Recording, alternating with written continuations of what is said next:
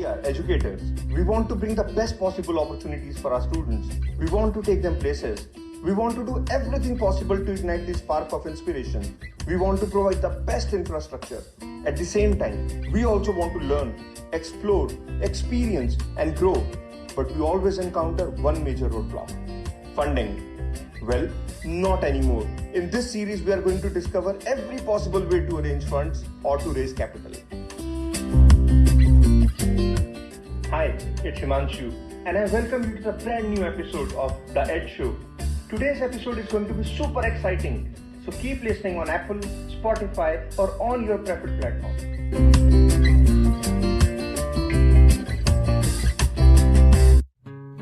Welcome back to the brand new episode of The Ed Show. This is the third episode of the Ed Invest series, and in this episode, we are going to discuss everything about grants. In this episode, we will understand what is the meaning and purpose of grants with examples, different types of grants, who all can raise grants and its application process. I hope that this episode will give you detailed insight on this concept, and I just wish you an engaging and amazing learning experience. So let's get started. In the first episode of this series, we have covered the basics of grants and other types of repayable and non-repayable funding opportunities.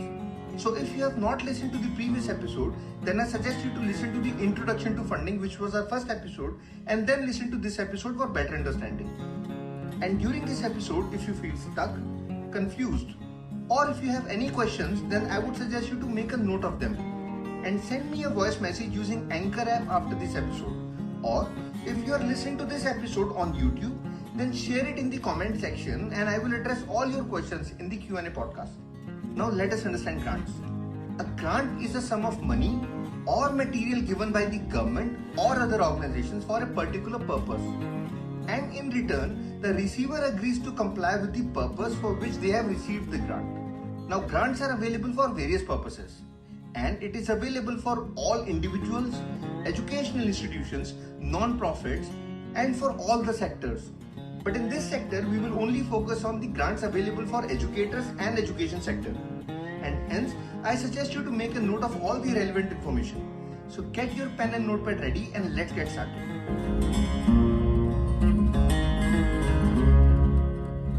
Let us understand the basics of grants. Now, who all can issue grants? Grants can be given or issued by educational institutions, corporate houses, state and central government, UN organizations, European Commission, World Bank or similar global organizations, consulates and independently established funds. I have curated a list of grant giving organizations for education sector, and if you want the list, then simply follow me on LinkedIn and send me a message and I'll be happy to share the list with you. Now, these grants are available for all kinds of individuals and educational institutions such as educators, students, non-profit organizations, research centers, right from preschool to kindergarten to primary, middle school, secondary school, senior secondary school, colleges, universities, skill development institutions, polytechnics, research organizations, and more are eligible to apply for grants. The grants can be available for various purposes, such as for students, grant can be available for paying the fees. It can be a school fee, college fee, university fee, or for exchange programs, vocational training programs, internships, and more. An example can be a student getting study scholarship for school or higher education. For teachers, grants can be available for self-development, for classrooms and students, for training programs, for teaching travel projects, for upliftment, expertise, study, research, and more. A few examples can be scholarships for further studies, or a travel grant wherein a teacher can travel to multiple places for teaching or even for self-development, or a grant received for research work. For institutions, on the other hand, a grant is broadly categorized into two major categories: the planned expenditure and the unplanned expenditure. Let us understand what these category means.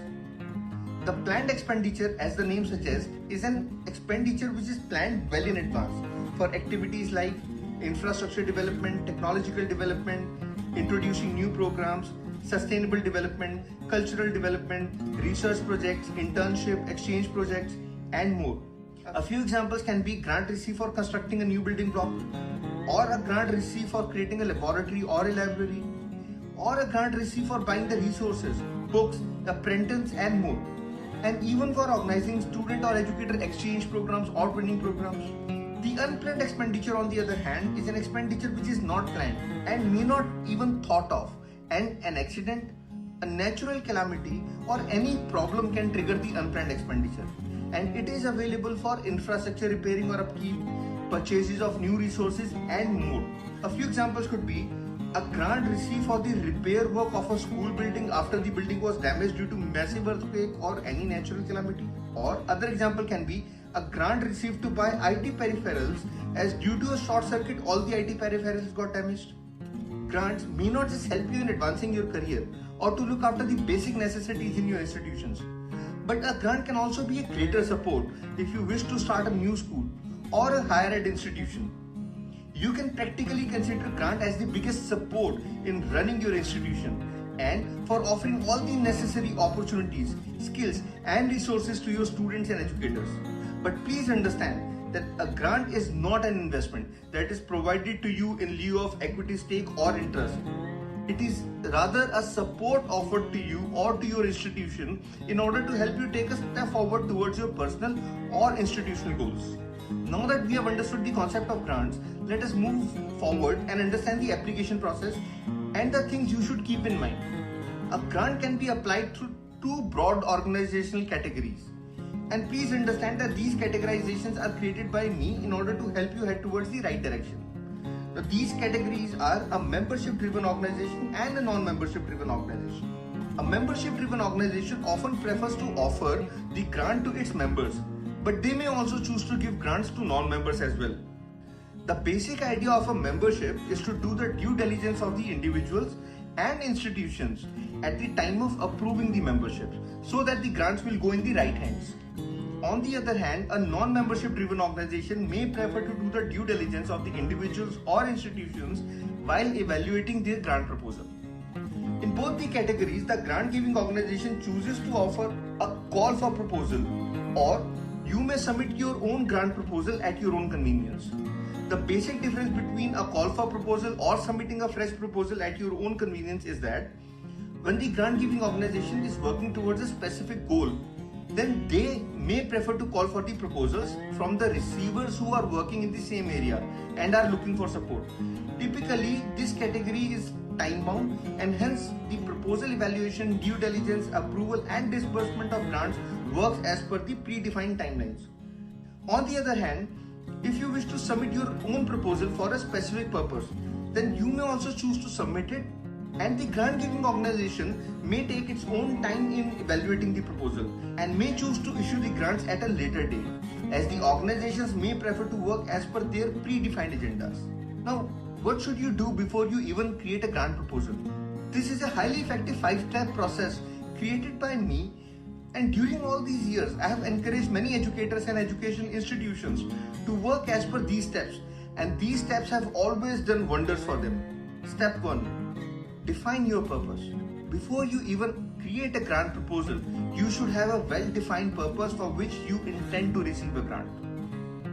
Step 2. Find the right door. Before you even think about reaching out to the organization for grants, you must first visit their website and understand the main agendas and goals. Let's understand this with an example. You being an educator is looking for a travel grant, and you submit your proposal to a teacher fund to receive the grant. But if their main agenda is to uplift the teachers by giving them the study grant or scholarship, then they may either choose to reject your proposal or may keep it aside for later date. Step 3. Understand the grant giving organization. Now, before you create a proposal, you must have a clear understanding about the vision and mission of the selected grant giving organizations, and you must have a clear idea about their priorities. Step 4. Storyboarding. This is a very crucial step. Now that you have filtered out the most relevant grant giving organizations and that you understand their vision, mission and priorities, you need to align your project with the priorities, vision and mission of the organization. And if it is completely in sync, then it's a eureka moment. Now go to the final step. Step 5. Write an effective grant proposal. Please understand that grant giving organizations receive millions of proposals every year, and they prefer to choose the best proposals for grant distribution. And here you need to understand that an effective proposal plays a critical role while applying for grants. While certain organizations have a set of guidelines for writing a proposal and others give you a free hand. However, under any circumstance, your proposal has to be well thought of, well researched and well drafted and completely in sync. Do let me know if you want me to create a separate podcast on how to write an effective grant proposal. During my journey, I have come across some great educators who have raised grants for various purposes, for self as well as for their students or institutions. If you want me to invite them for an interactive session, then do let me know and I'll be happy to reach out to them. And if you have liked this podcast, then do rate us on Apple Podcasts and share it in the community. And I will see you in the next episode. Thank you for listening to that show. I hope it was a great learning experience for you. If you have any questions or suggestions, then do share a voice message with me on Anchor.